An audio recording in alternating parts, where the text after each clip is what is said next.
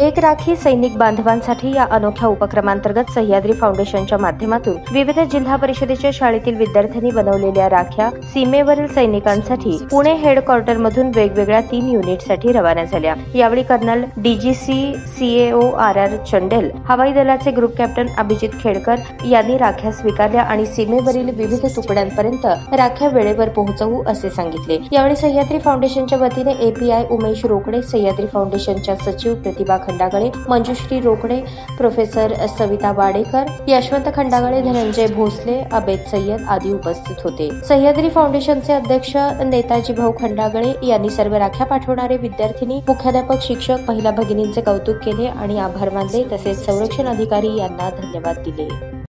ताज्या बातम्या पाहण्यासाठी प्राईम मीडिया न्यूज चॅनलला सबस्क्राईब करा आणि बेल आयकॉन प्रेस करा।